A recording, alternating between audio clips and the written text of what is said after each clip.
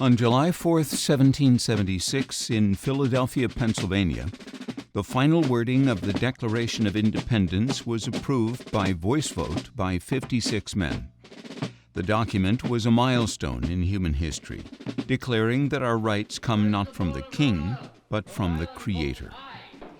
South Carolina? Aye. What is the vote of Virginia on this Declaration of Independence as read to us this day?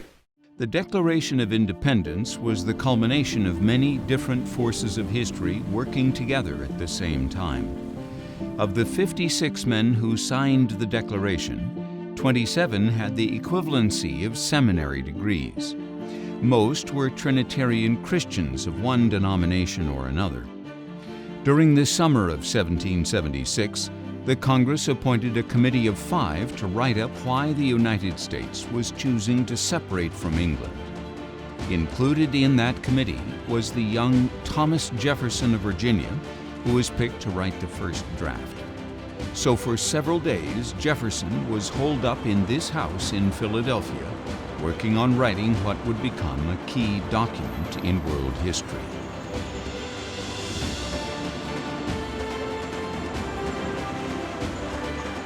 To appreciate the Declaration of Independence, it's helpful to examine the man behind its first major draft, Thomas Jefferson.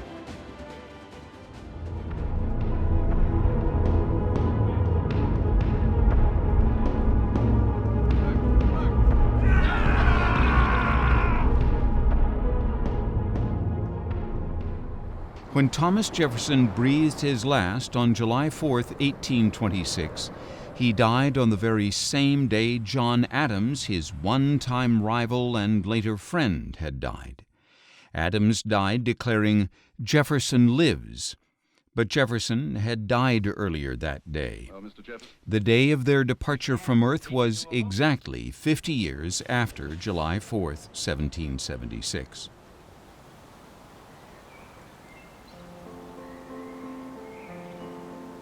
Thomas Jefferson has often been viewed as virtually a lifelong skeptic, more so than virtually all the Founding Fathers.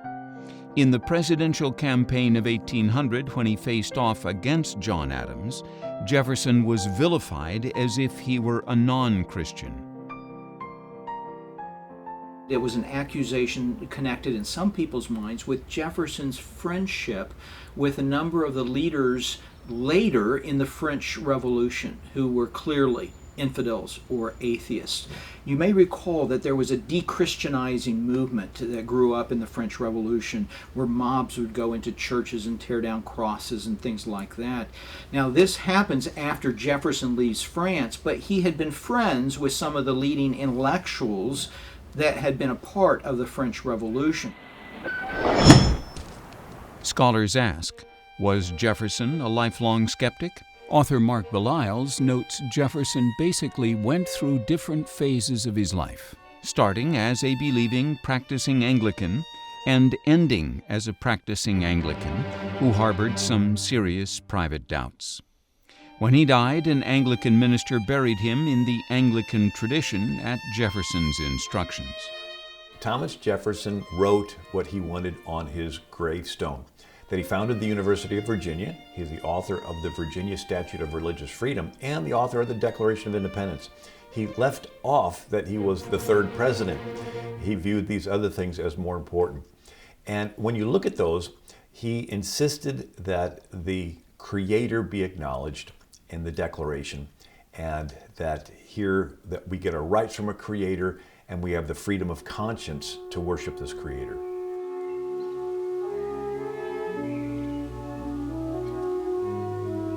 Thomas Jefferson was born in 1743 in Albemarle County, Virginia. He grew up as a loyal son of Virginia, as a member of the Church of England. He attended William and Mary, where he was exposed for the first time to some skeptical philosophical writings. Jefferson was happily married to Martha Skelton, and they had 6 children, but only 2 of them lived, 2 girls. His wife Martha died in 1782 when Jefferson was young, and she asked him to commit to never remarrying. Her death devastated the young Jefferson.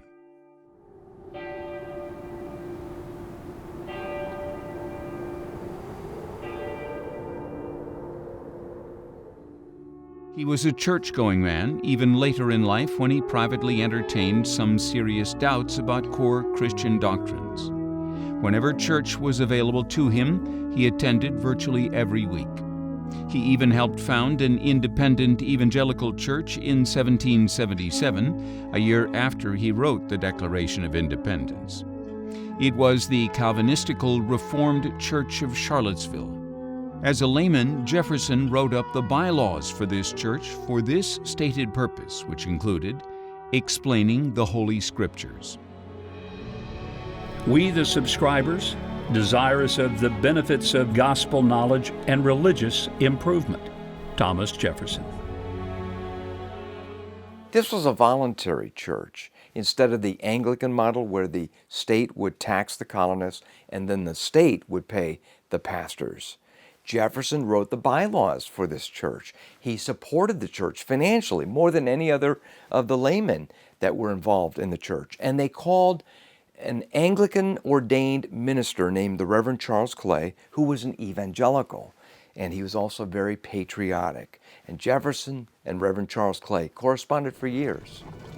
In the same year of 1777, Jefferson wrote the Virginia Statute for Religious Freedom. It was passed in 1786. It was a key forerunner to our First Amendment. Almighty God has created the mind free, that all attempts to influence it by temporal punishments are a departure from the plan of the holy author of our religion, who being Lord both of body and mind, yet chose not to propagate it by coercion on either, as was in his almighty power to do, but to extend it by its influence on reason alone. Thomas Jefferson. In other words, since Jesus gives humans freedom to accept or reject him, it is wrong for the state to compel belief. All religious force does is to beget habits of hypocrisy, according to Jefferson. When he was president, the new city of Washington hardly had any buildings, including churches. Jefferson approved of and attended weekly Christian services being held in the U.S. Capitol building. Jefferson not only attended church regularly, he was very generous to Christian causes all his life. He was particularly attached to the Episcopal Church. Near the end of his life, he made this clear. I have been from my infancy a member of the Episcopalian Church, and to that I owe and make my contributions. Thomas Jefferson. He also read the Bible, but he questioned if it was all truly divinely inspired. Despite his skepticism, Jefferson was a firm believer in the teachings of Jesus. Of all the systems of morality, ancient or modern, which have come under my observation, none appear to me so pure as that of Jesus. Thomas Jefferson.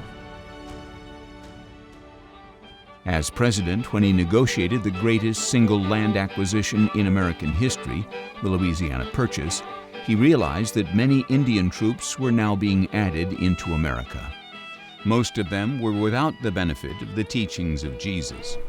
So one night in 1803 or 1804, as president, he took a copy of the four Gospels, Matthew, Mark, Luke, and John, and he excised out of them many of the teachings of Jesus.